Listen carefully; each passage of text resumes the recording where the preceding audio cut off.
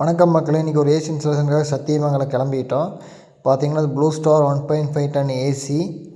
அது பார்த்தீங்கன்னா இன்னொரு பக்கம் ஷிஃப்ட் பண்ணி எடுத்துகிட்டு வந்திருந்தாங்க. அதனால் நம்ம இன்ஸ்டால் பண்ணுறதுக்காக கூப்பிட்ருந்தாங்க. நாங்கள் போயிருந்தோம். பார்த்திங்கன்னா ஃபில்டரில் மட்டும் தான் டஸ்ட் இருந்துச்சு. உள்ளே காயில் ஒன்றும் அந்த அளவுக்கு டஸ்ட் இல்லை. அதனால் ஃபில்டரை மட்டும் க்ளீன் பண்ணி எடுத்து மாட்டிக்கிட்டோம்.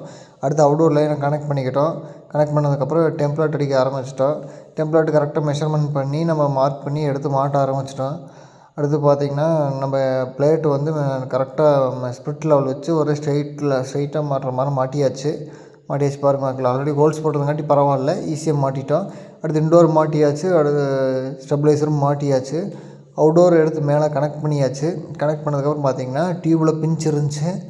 அந்த பிஞ்சோடையே போட முடியாது. அதனால் பார்த்திங்கன்னா டியூப்பை கட் பண்ணிக்கிட்டு அந்த பழைய நட்டை கட் பண்ணி போட்டு டைட் பண்ணியாச்சு. கேஸ் ஓப்பன் பண்ணியாச்சு.